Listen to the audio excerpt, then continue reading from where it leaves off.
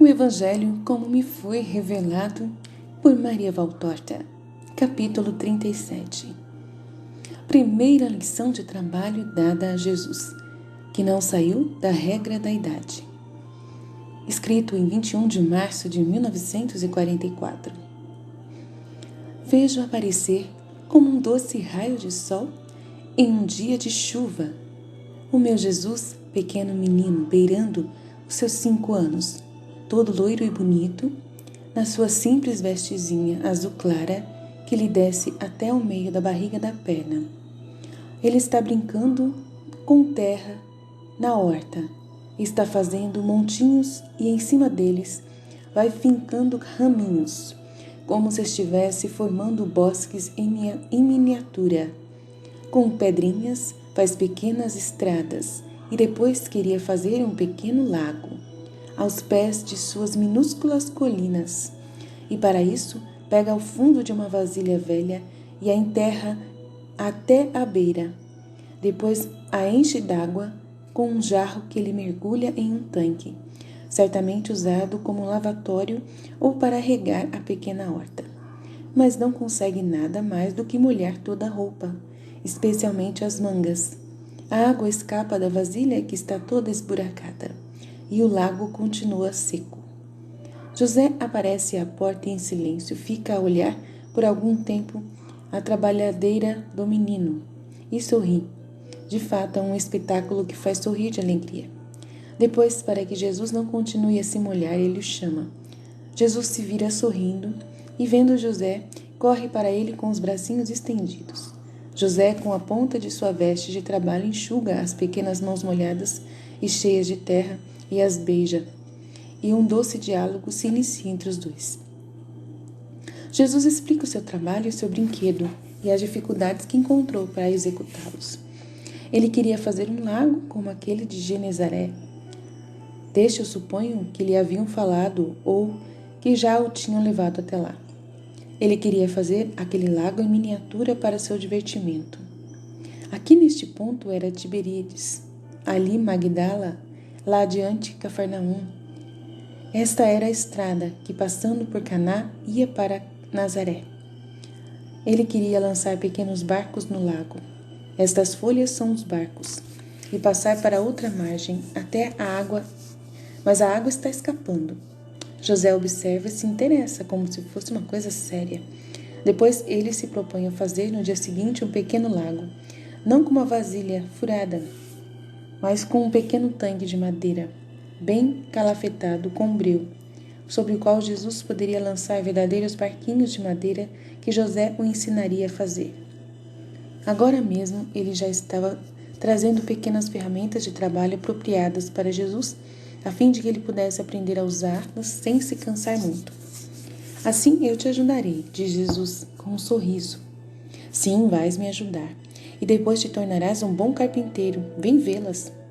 E entram na oficina. José me mostra um pequeno martelo, uma serrinha, pequenas chaves de fenda, uma plana de boneca, tudo colocado sobre um banco de carpinteiro na relva.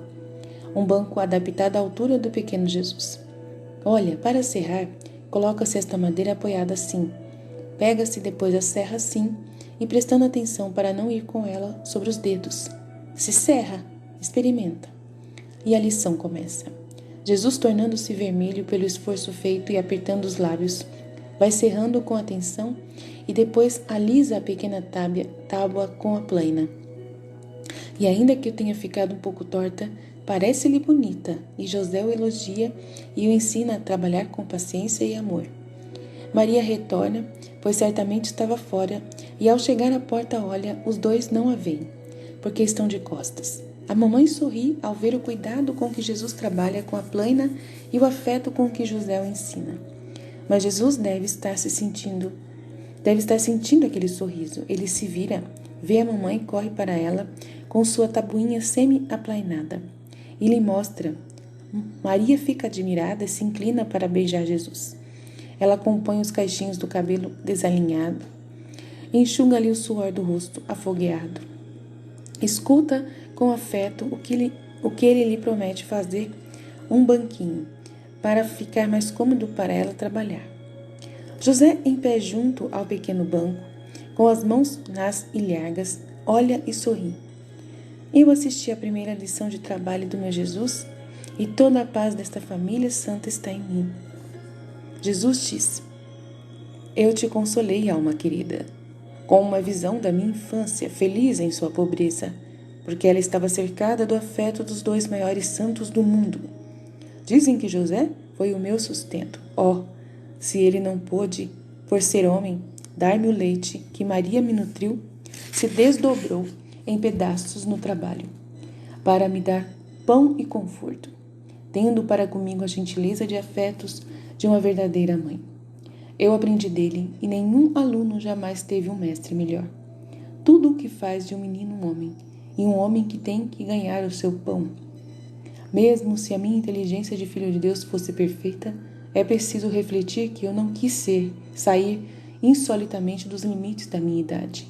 Por isso, rebaixando a minha perfeição intelectual de Deus ao nível de uma perfeição intelectual humana, sujeitei-me a ter um homem por mestre, com a necessidade de alguém para me ensinar.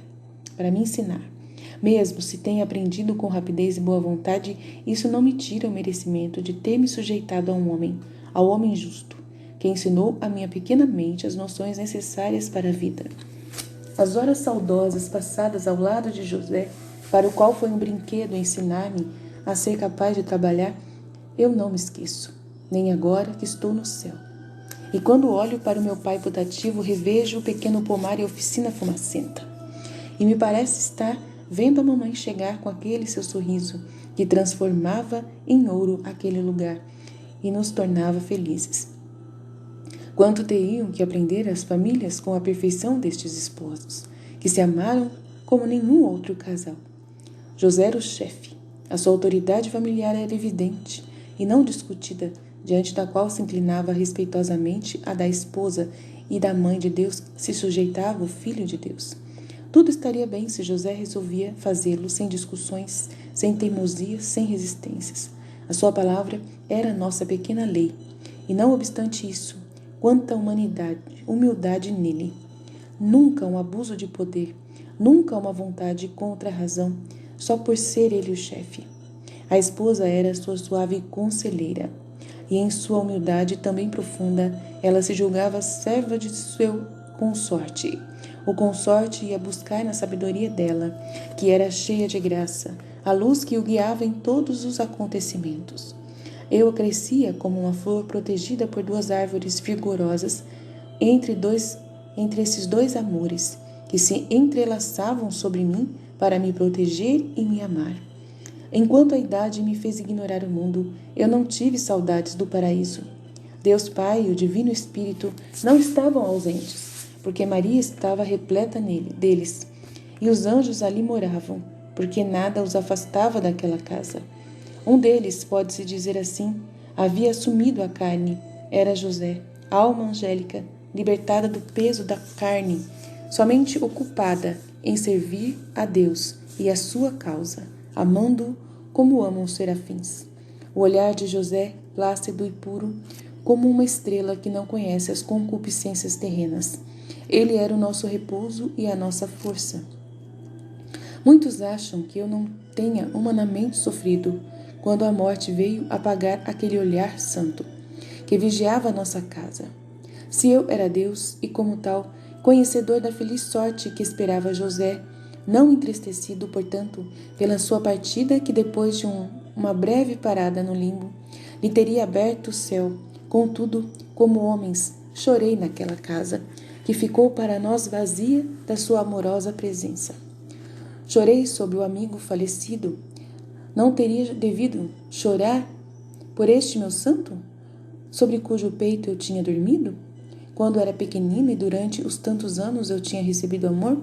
Enfim, faço observar aos pais como, sem o auxílio de uma erudição pedagógica, José soube fazer de mim um hábil operário. Logo que cheguei à idade em que já podia manejar as ferramentas, sem deixar que eu me entregasse à ociosidade, ele me encaminhou para o trabalho, valendo-se do meu amor por Maria, para me estimular a trabalhar, fazer objetos úteis à mamãe. Era assim que ele me inculcava o devido respeito para com a mamãe, que todo filho deveria ter, e sobre esta respeitosa e poderosa alavanca, ele se apoiava ao ensinar o futuro carpinteiro. Onde estão hoje as famílias nas quais se ensina aos pequenos a amar o trabalho como um meio de fazer algo agradável aos pais? Os filhos agora são os tiranos da casa. Crescem duros, indiferentes, grosseiros para com seus pais. Acham que seus pais são seus servos, seus escravos. Não os amam e pouco são amados. E são pouco amados, porque ao mesmo tempo que fazeis de vossos filhos uns prepotentes caprichosos, também ficais longe deles, com um desinteresse vergonhoso. Os filhos são de todos, menos de vós, ó pais do século XX. Eles são da babá, da governanta, do colégio, se sois ricos, e são dos colegas da rua, das escolas, se sois pobres, mas já não são vossos. Vós, ó mamães, os gerais, isso basta. Vós, ó papais, fazeis o mesmo. Mas o filho não é só carne, ele é mente, coração, espírito. Crede, pois, que ninguém, mais do que um pai e uma mãe, tem o dever e o direito de formar esta mente, este coração e este espírito. A família existe e deve existir. Não existe nenhuma teoria ou progresso que seja capaz de destruir esta verdade, sem provocar ruína. De um instituto familiar desfeito só podem vir futuros homens e futuras mulheres cada vez mais depravados, e que serão causa de ruínas cada vez maiores. Eu vos digo, em verdade, que seria melhor que não houvessem mais casamentos e mais filhos sobre a terra, do que famílias menos unidas do que as tribos dos macacos. Famílias que não são escola de virtude, de trabalho, de amor e de religião, mas que são caos, cada um vivendo como engrenagens desmanteladas que acabam se despedaçando. Quebrai, quebrai os frutos desse vosso ato de despedaçar a forma mais santa de vida social. Vós os estáis vendo e suportando.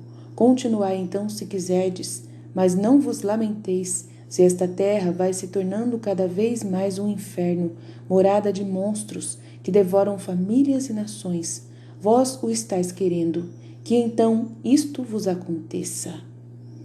Fiat.